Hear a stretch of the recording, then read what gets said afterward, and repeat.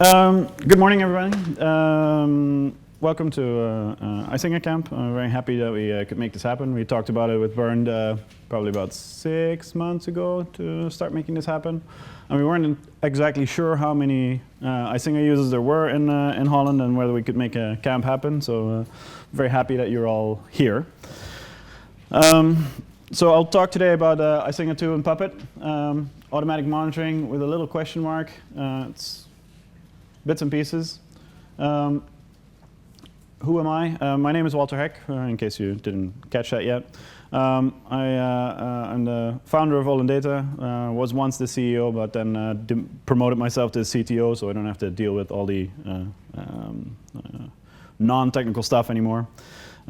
We are partner of various organizations, and we do a whole bunch of open source related stuff. I usually say anything that's open source and is in or near a data center, that's our business.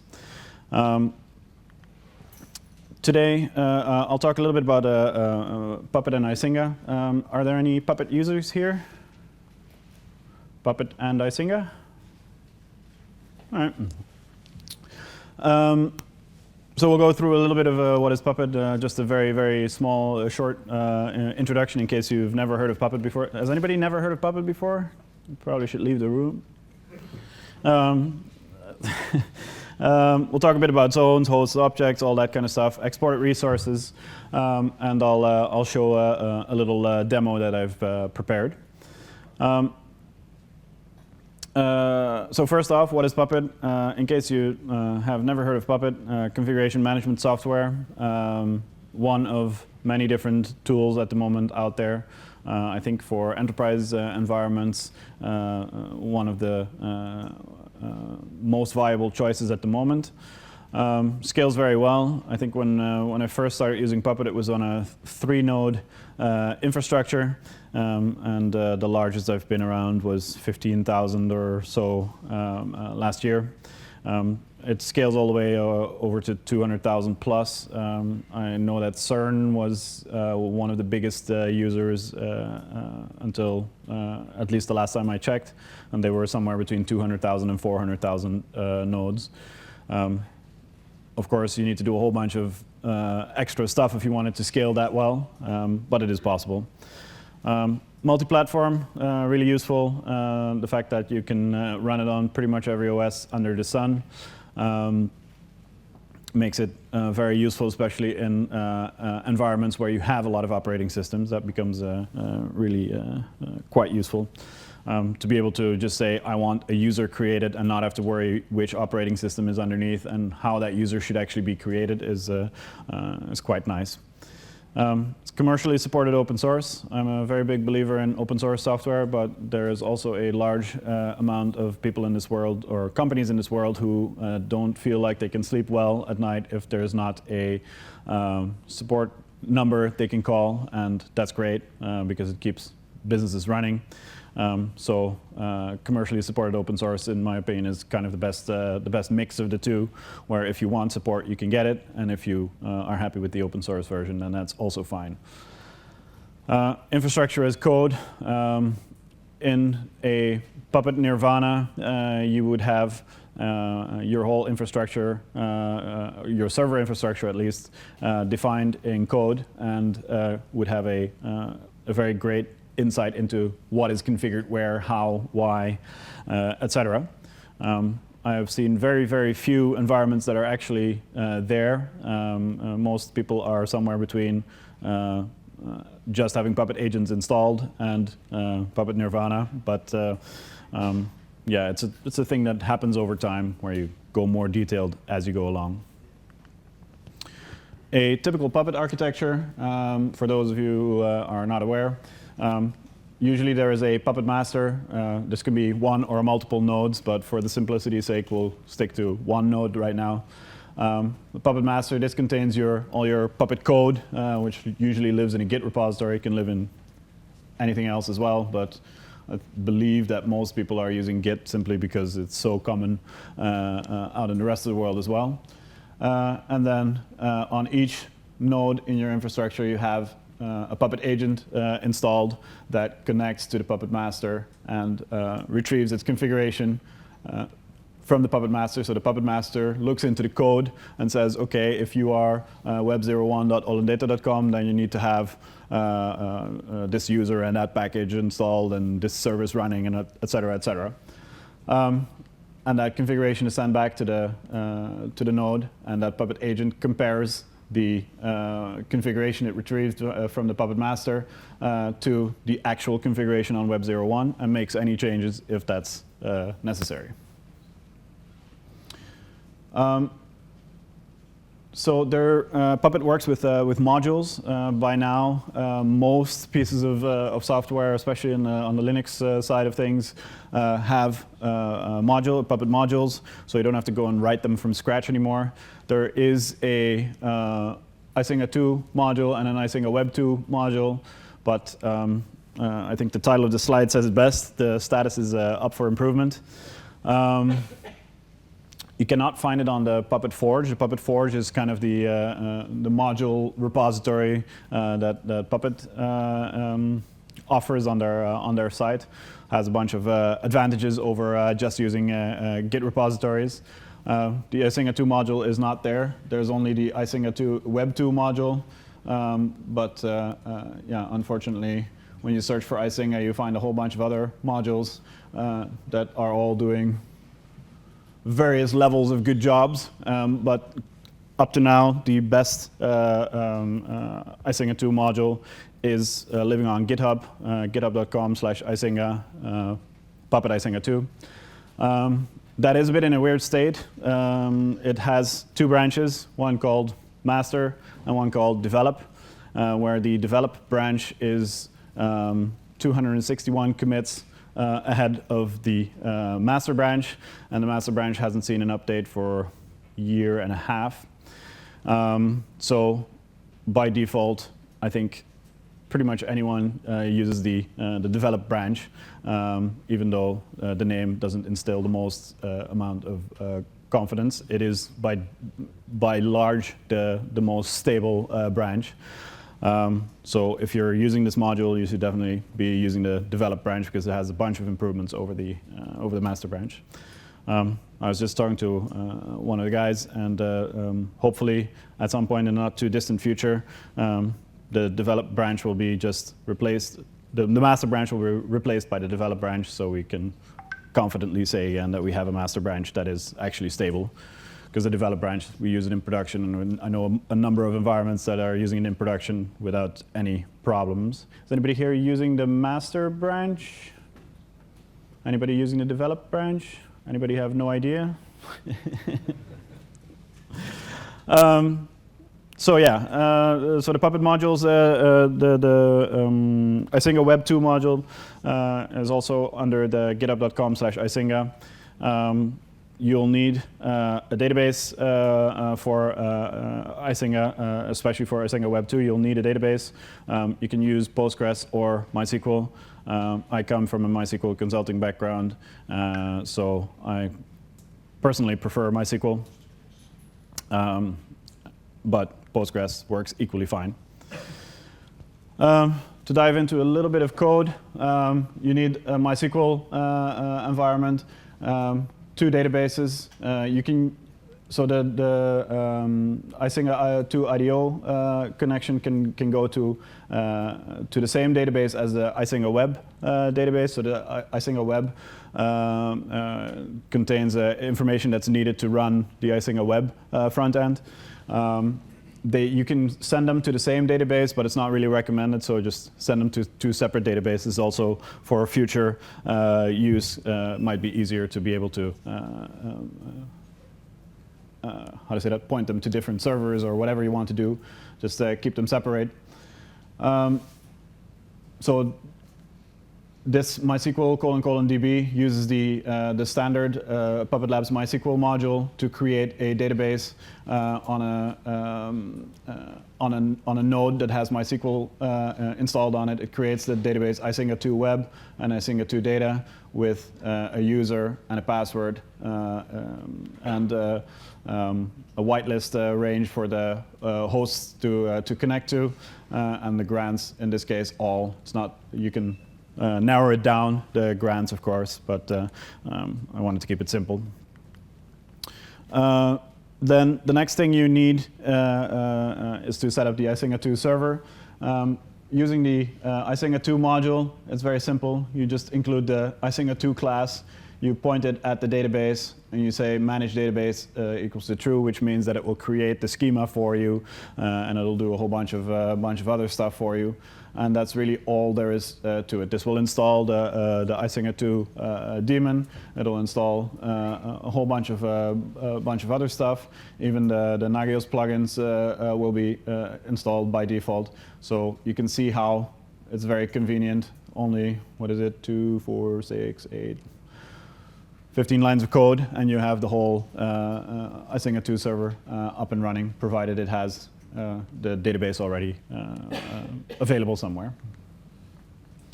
Icinga Web 2 takes a few more parameters, but is basically also super easy.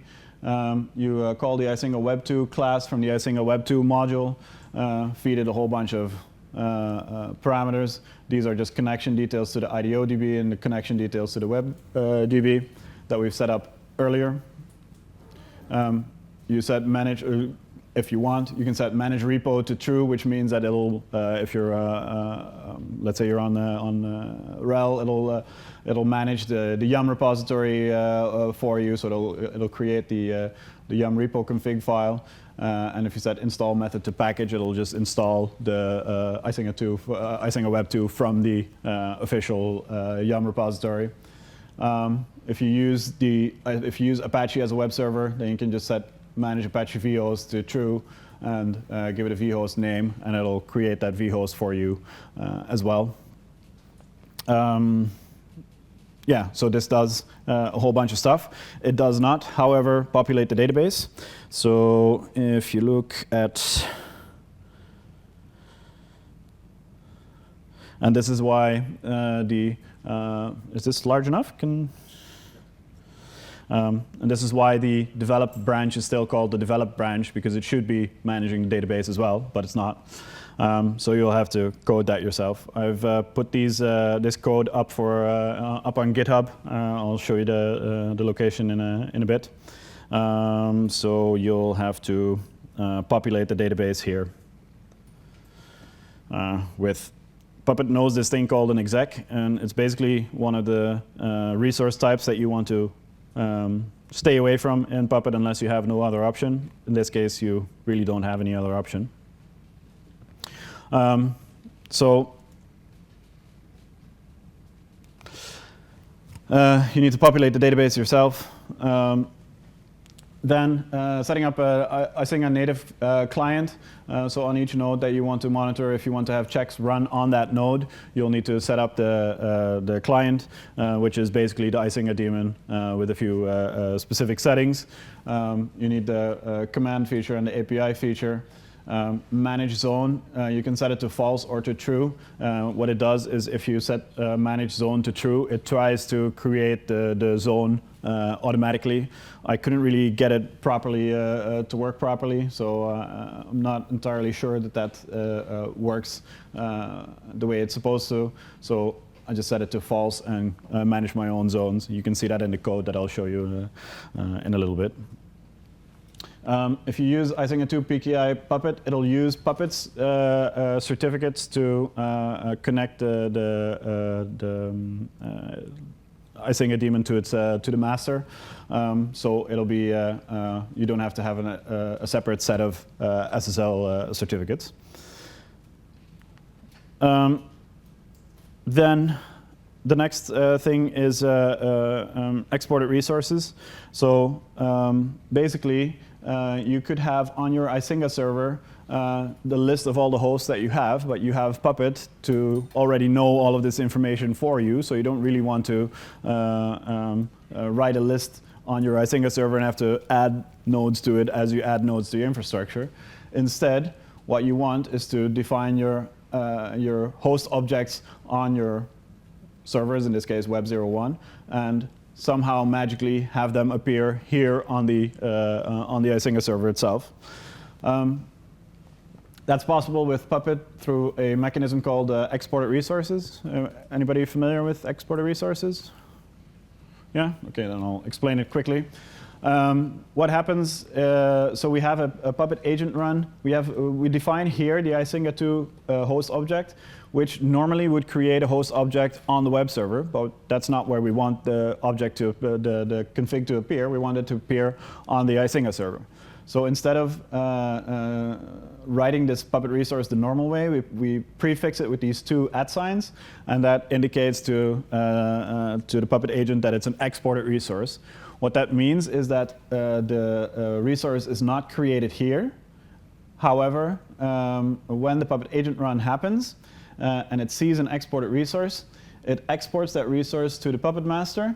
The Puppet master stores that resource in the PuppetDB, and nothing is created here on this node. So at that time, the only thing that has happened is that this host object is stored in PuppetDB, saying, hey, Web01 exported a host object with this IP address, and that's the FQDN. And it sits there in PuppetDB, and nothing else happens. Then, whenever the next Puppet run happens on the Icinga server, we have this syntax here with what's called the spaceship operator. I don't know who saw a spaceship in this, but I do admire the creativity. So with the spaceship operator, you say, hey, go and collect all of the resources that have been exported on other nodes.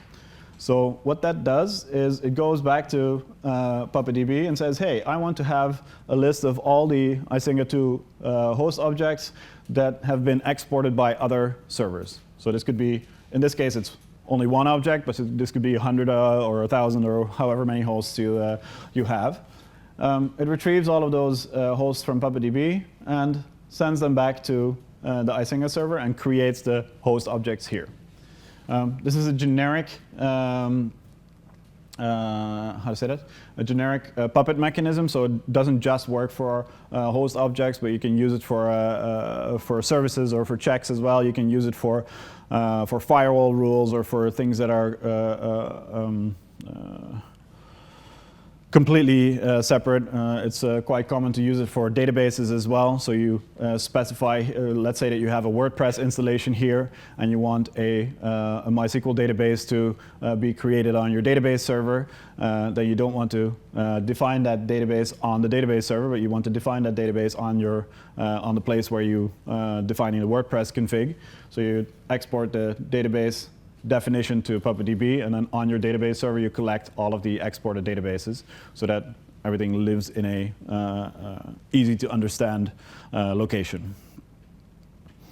As I said, it works for any Puppet resource type, so you can collect all your services and your zones as well. And on your web server or on your other servers, you just export the resource the way you want it to appear on the target node. Maybe one last thing to mention about this is that there is no direct communication between this web server and this Icinga server, because Puppet doesn't really allow two Puppet agents to talk to each other. So that always, because you never know, the Puppet agent by default runs every 30 minutes, so you never exactly know when is going to be the next Puppet agent run happening on the Icinga server or on another server. So this agent run doesn't communicate with the Icinga server. This agent run only exports stuff to PuppetDB, and then at some point in the future, the Puppet agent run will happen on the Icinga server, and that will not communicate with this web server. It'll only communicate with PuppetDB and the Puppet master and retrieve the configuration. Is that clear-ish? Yeah, I see some people nod, so. So adding some initial things here is an example. We apply a service. This syntax here with where each word of the resource type starts with a capital is called a resource default. What that means is that for each resource of that same type, so for each resource of the type Icinga2 object apply service, we will use these values for these attributes by default. So each one of these three services will all have the command endpoint set to host.vars.remote endpoint. And they will all three receive the same assign where attribute.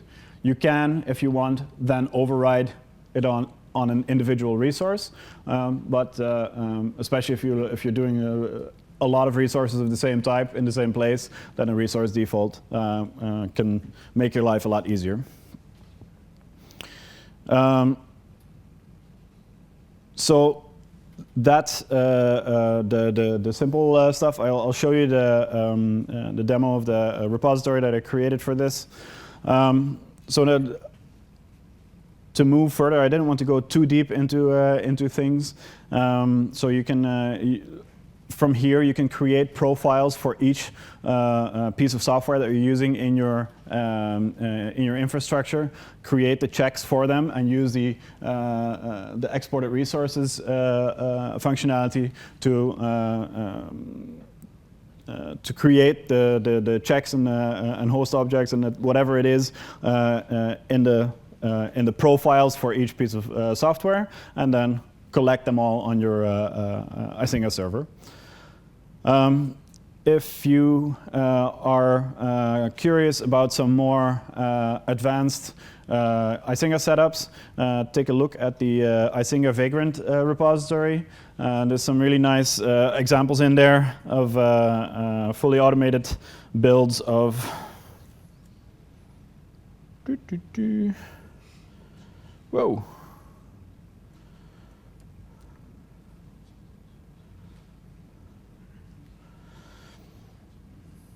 So here is the repository. It has 4 different examples in it. A standalone Icinga2 node, it's not super interesting. An Icinga2 cluster, one with Graylog, and an Icinga1 cluster. But the interesting part is that it comes fully, how to say that? Configured with the business process stuff. Icinga director is added and installed. The Grafana graphite integration is there. So if you're wondering how to do these things, the code that builds these Vagrant boxes is not necessarily the most ideal code, but the resultant boxes are really quite nice.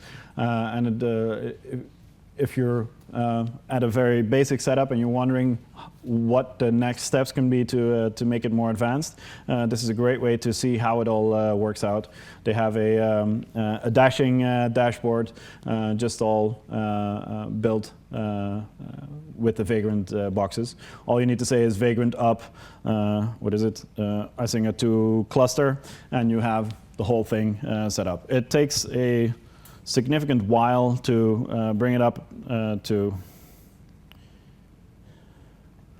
what happened to my presentation.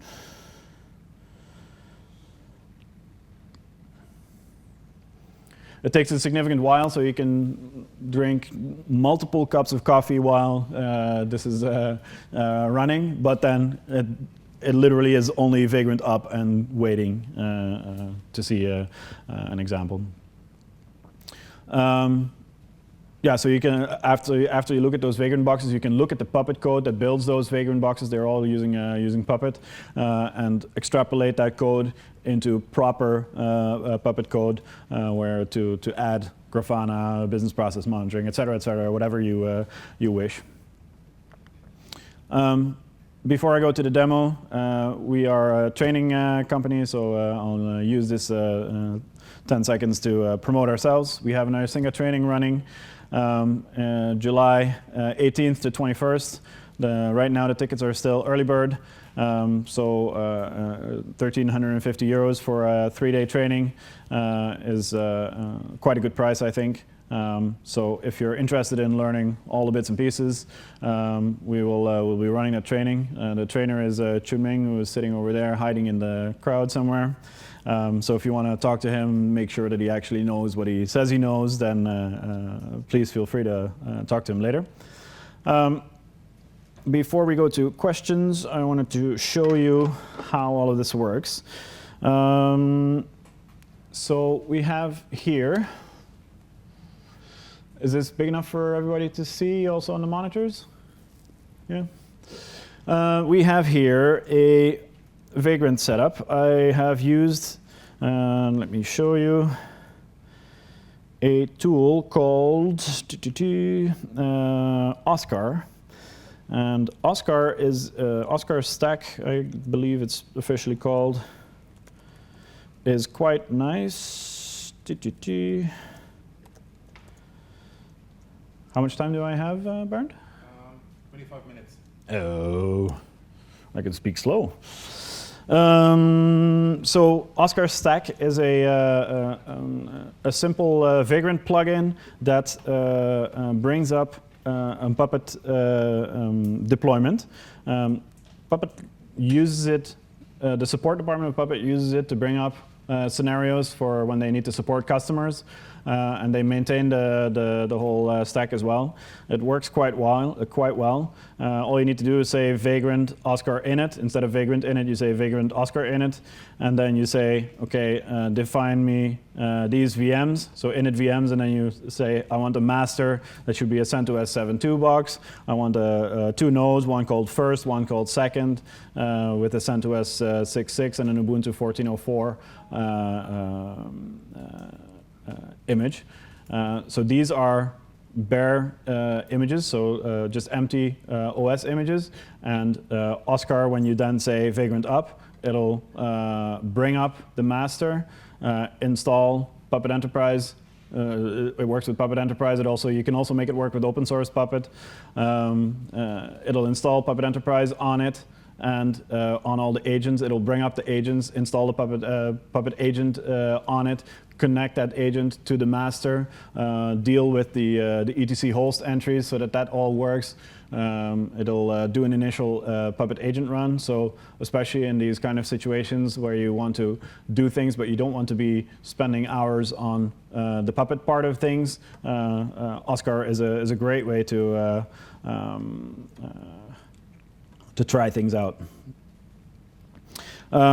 So I have used Oscar, and basically what Oscar does is it creates a Vagrant file. Is anybody here not familiar with Vagrant? So Vagrant is basically a tool that is basically a wrapper around virtualization. Usually VirtualBox, it works with a whole bunch of other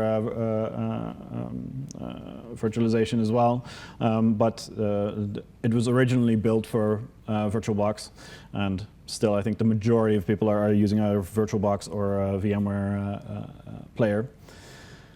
Ooh, I should buy some wine. So normally your Vagrant file is a file that defines the virtual machines that you want to create when you say Vagrant up. In this case, the Vagrant file has been replaced with a fairly cryptical command. This is just simple Ruby code. And what it does is it uses the Oscar Vagrant plugins to bring up VMs that are defined in this config directory. So in the config directory here, we have three files. One is called vms.yaml. This contains the different machines that we want to have. So you see here we have a master, an Icinga 2 node, and a PE client node, each one with an assigned box, a private IP address, a host name, and what is called a role. And the role is where it gets interesting, because here in the roles.yaml, you can define roles in YAML format. And say what needs to happen if a node has this role assigned to it. You can have multiple roles assigned to it, so because it's an array, so you can assign as many roles as you want to it. In this case, it's fairly simple. So we have a PE Puppet Master role, and we have a PE Puppet Agent role. Both use the VirtualBox provider.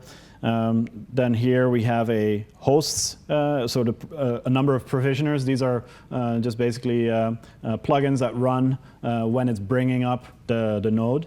So the first one is hosts. This is a plugin that's part of the Oscar stack. So the Oscar stack is actually a bunch of Vagrant plugins. The hosts plugin makes sure that when you bring up a new node inside your Vagrant environment, it'll sync up all of the etc hosts files on all of the nodes to have an entry for the new node. And when you bring a node down, it'll exclude that host from the etc hosts value. Of course, this is just for development purposes, but it's really nice to not have to worry about that stuff. Then here we have a shell provisioner and just stopping the firewall D because it's started by default on CentOS, and that's really annoying for the Puppet Enterprise installer that runs then. We do a PE bootstrap. This is the plugin, the Vagrant plugin that actually does the Puppet Enterprise install. So this takes the tarball, the standard download tarball that you can download from the Puppet Labs website, and installs the master for the specific operating system. Then we have a shell provisioner which just runs these commands as basically a shell script. So I won't go into too much detail here, but it sets up a bunch of stuff. Then it restarts the PE Puppet server daemon and runs a Puppet agent, and then stops the service so that Puppet agent doesn't run unexpectedly anymore, because we're in kind of a development setup, so you kind of want to be in control of when Puppet agent runs and when it doesn't run. So that's the master role, and then we have the agent role is much more easy. We also manage the hosts entries, and then it has a PE agent provisioner, which is smart enough to figure out what the operating system is and which package it needs to install and how to install that package.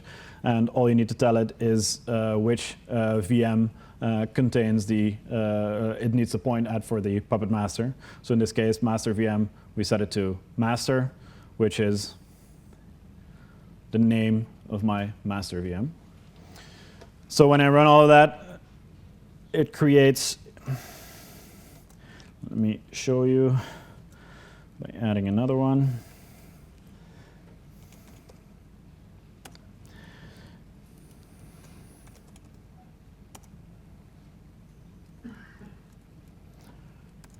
Live demo is always dangerous. If you see me make a typo, just shout. So we just add another VM to the list of VMs.yaml.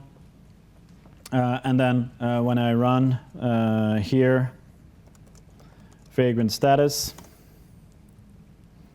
it's a little bit slower than standard Vagrant because it has all these plugins. It needs to compile the YAML into actual Vagrant configs. But so here you see, now we have the Icinga camp amps box. It's not created yet because I didn't actually run Vagrant up yet. But now if I run Vagrant up,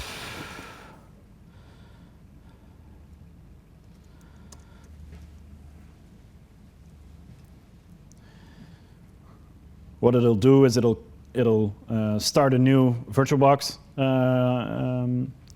instance. So if I open my VirtualBox console here,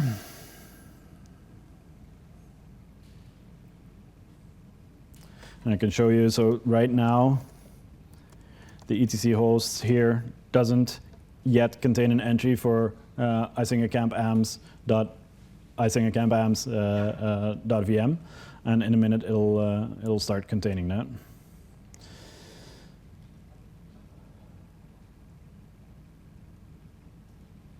So it's importing the box, and then it'll, yeah. Now it's created the VM, so you can start seeing the VM running here. and it'll take a few minutes to get up, but we'll walk through the rest of the environment. So I have my Puppet Master. So as I said, I have my Puppet Master, which is automatically set up. Then I have an Icinga 2 node here. This is just an Icinga 2 server. And that is brought up through Puppet. So when we look into sites.pp, in this case, I wanted to not use the enterprise console. We see here that for instance, on the Icinga 2, Icinga camp amps.vm node, we want to bring up the role monitoring standalone. And then here in the site directory, we have a module called role, which I just created myself with a class here called role monitoring standalone. And that imports a bunch of profiles. So we have the base profile, Icinga web profile, Icinga server, database, some checks, and MySQL itself. Each one of those profiles is listed here in the profile directory. So we have Icinga web, which does a whole bunch of stuff. It installs Apache here. But this is the cool stuff about Puppet. So because these modules are all externally developed by the community, to install a basic version of Apache and have it listen on port 80 and install PHP, it's literally 2, 4, 5, 6 lines of Puppet code, and I don't need to think about any of the other things. Of course, if I want to run it in a production setup, I'll have to modify that to match production settings. But especially for a development environment, it's really great. We install a PHP Icinga package. We the Icinga CLI package, so we can have the CLI binary. And then here we have the Icinga Web 2 class that we're calling with all of the parameters, et cetera, et cetera. There's a whole bunch more. So basically, all of this should be part of the Icinga Web 2 module itself, because I shouldn't really have to set up a config.ini with these values. But as said, the Puppet modules are a work in progress. I have the Icinga server class here. Won't go too much in detail. You can check out the code online later. And then we have the client here, which, as you can see, exports the. This is quite interesting. It exports the zone object here and then collects it on the same node. The reason for having this is that. So at first thought, you'd think, why would you export a resource and then create it on the same node? However, what happens here is that this collects all of the zone objects that have been exported, so they will all be created on the node itself. If you want to go into scale, of course, you'll have to do this a little bit different. But again, that's a limitation of the Puppet module at the moment. Let's see how our. Yeah, so this went relatively fast. Let's scroll back a little bit to see what it does. Don't worry about the red. Somehow the Vagrant output turns colors left and right. So it imported the base box. It checked if the box was up to date. Let me do this with the pointer. We added some network stuff, set the one NAT adapter and one host only adapter. Host only means that there's only communication between my host machine and my guest machine. Brought the machine up, SSH'd into it, yada yada yada. Sets the host name. Oh.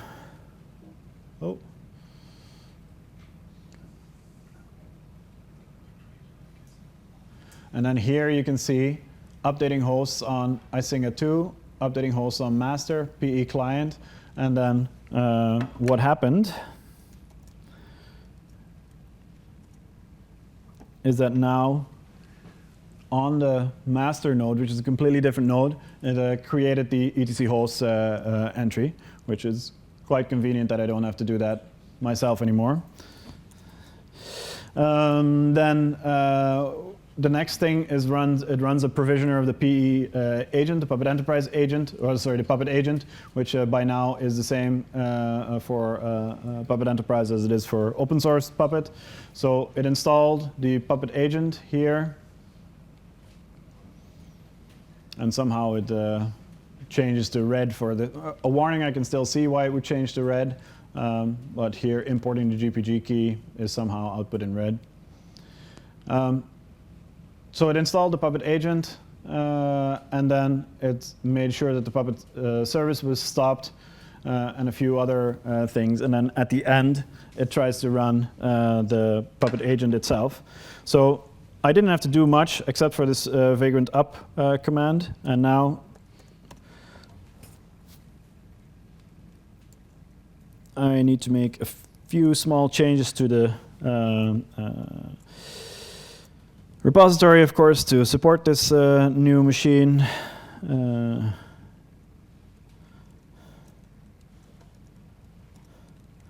So add the node to the site.pp. Normally, you would probably use either the foreman if you're using open source Puppet, or use the enterprise console.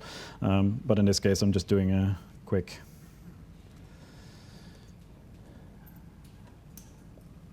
So we add the node here and make it have the test role. And then, what else do I need to do? I think that's all.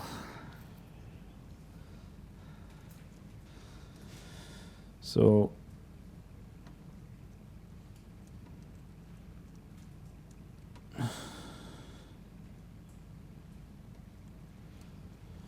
yeah, so all I need to do is commit these two files. So I added the node to VMs, pointing at my own screen, Walter. It's not very useful. I added the node to the VMs.yaml. This is the Vagrant box adding, and this is adding the node to Puppet to tell Puppet what to do. I say adding demo box. Oh.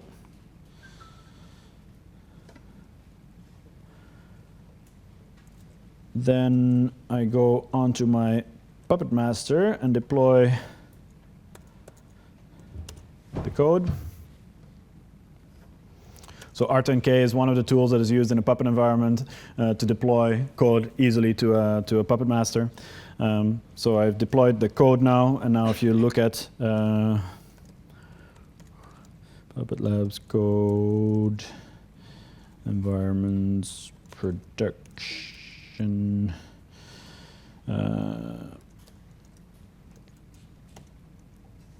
my site.pp is now here, the Icinga camp amps definition.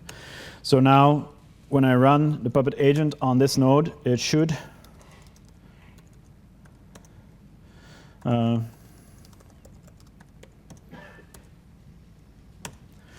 connect to the Puppet master and say, hey, I am icingacamp.icingacamp.amps.vm.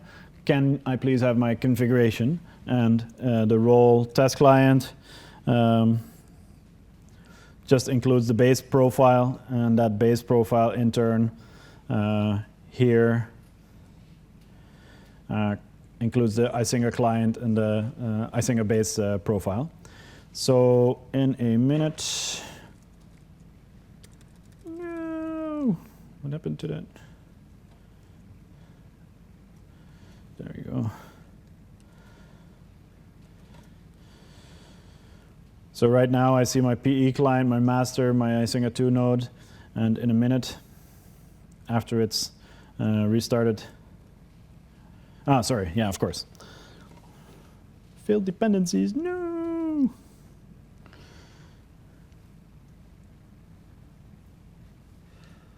Why?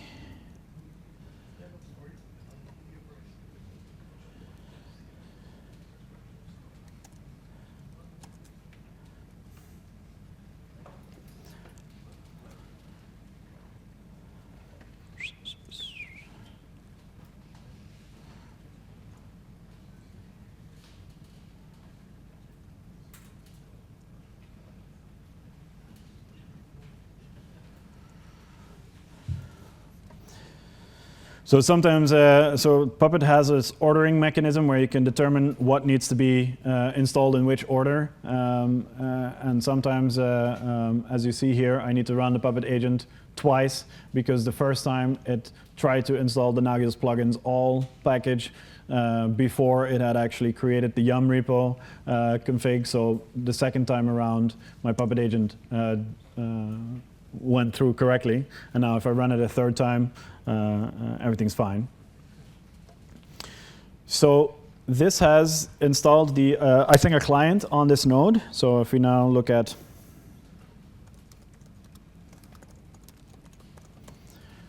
Icinga, we see Icinga client here running.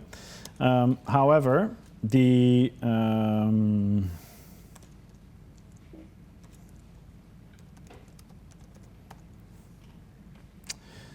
why does that not? Easier then.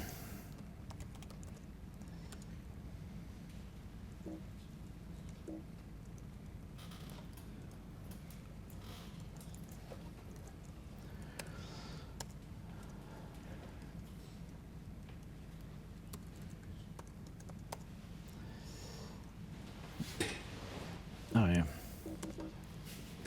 So the Puppet module creates everything in objects.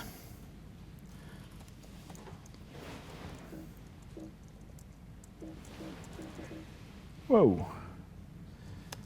Ah, good thinking, Walter. Maybe I should be on the right node while checking this. As I said, live demo.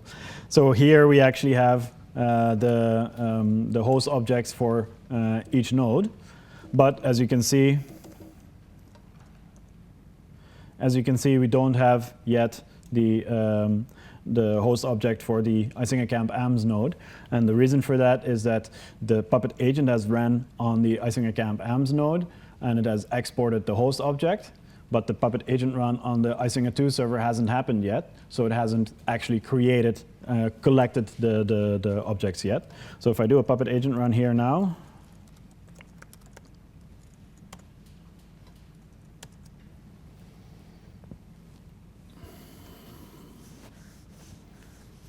it should hopefully not destroy anything and create my host object.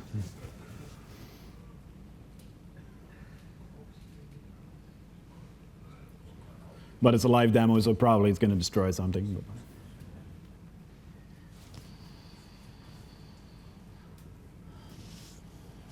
There we go. Just because I want to rant about it, somebody created a notification in the MySQL module that thinks it is incredibly important to say that you shouldn't run MySQL with a SSL disabled. Whoever that person is not very liked by myself, because it means that on every Puppet agent run that is on any MySQL server, it'll output this message, which just pollutes your logs for no apparent reason. And I think it's up to me to determine whether disabling SSL is evil. So something went wrong.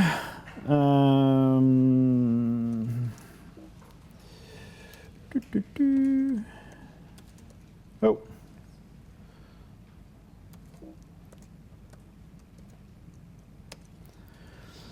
What went wrong? MySQL apply is missing a sign. Oh, that was me messing around with something. Where did I add that? Oy.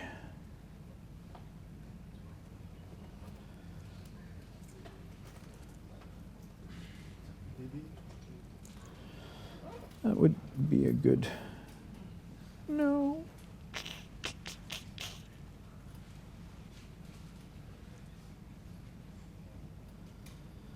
This is what happens when you do things in the early morning.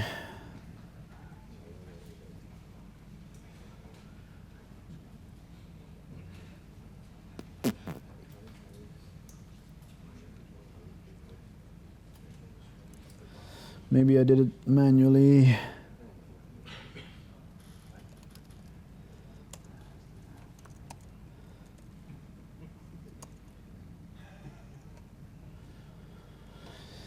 That work?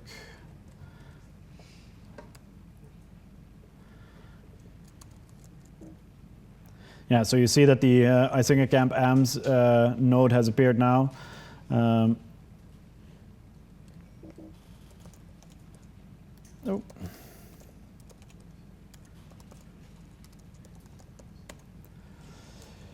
We'll reload Icinga 2.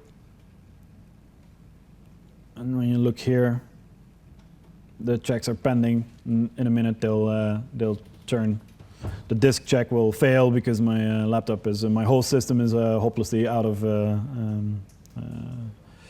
disk space.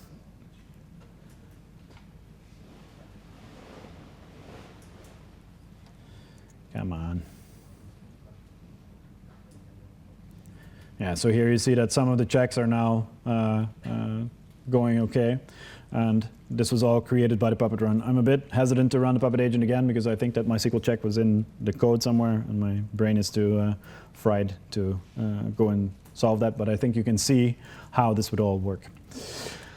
That would conclude most of the ranting I would have to do. So if you have any questions, we'll obviously do a question and answer in a second.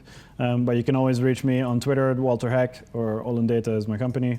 Walter Heck at Olendata. If you have more extended questions, you can send me an email. And I see that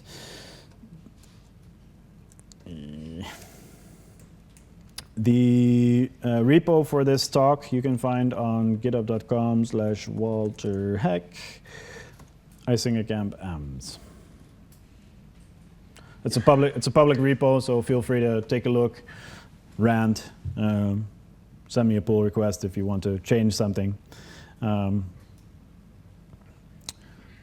So that's that. Questions? How much time do I have for questions? No time. -2 minutes. No, but we have plenty of time, so if there are questions. Does anybody have a question? Cool, no questions. Was it that clear or was it that boring? Well, just one then. At the end of your demo, you talked about that hopefully it wouldn't erase stuff or whatever. Yes. Does it ever happen in production? No, because you have a testing environment where you test all of this stuff out before doing it. This morning I was messing around with a MySQL check to kind of show that works as well, but I didn't get around to finishing it. So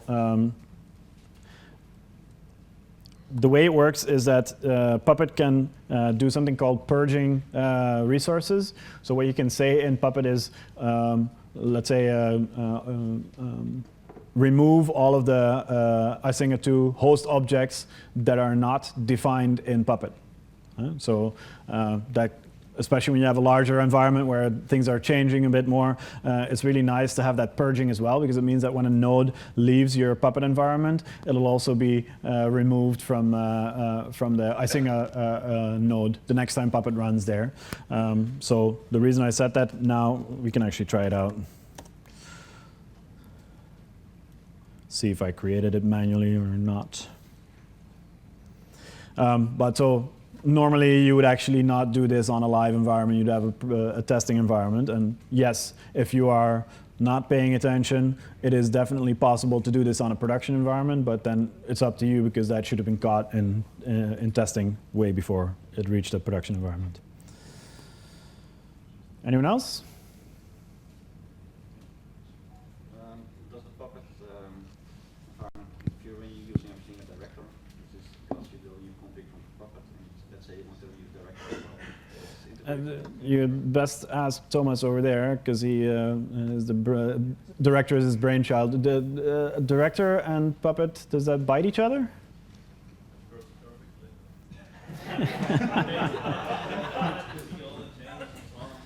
Now you're doing in production with tens of thousands of services and thousands of hosts, everything for Puppet TV, and it saves a lot of work, it makes all dealing with Puppet TV much easier. I'll show it later on. Yeah, so he has a talk on director as well. Yeah, so I didn't create it manually. It did come from somewhere. Let's see, because the good thing is that we should be able to see where it came from.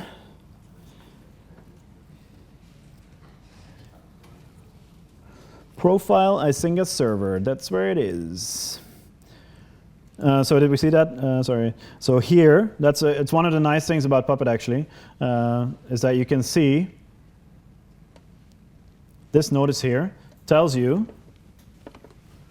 that in the main stage, which forget about that, in the class called profile Icinga server, there is a resource called Icinga2 object apply service MySQL, and inside this define, there is a file created at Icinga2 objects applies mysql.conf with the content of this MD5 hash. And because it creates that file, it does a refresh of the Icinga2 service automatically. So if I now forget it, I'm out of time, but let me.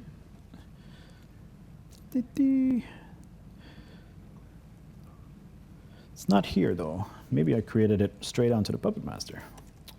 Bad. It's a separate file, MySQL. Yeah, see, here's the vim command still. Anyway, I'll change that and upload it to the demo repository because I'm talking too much. Thank you very much.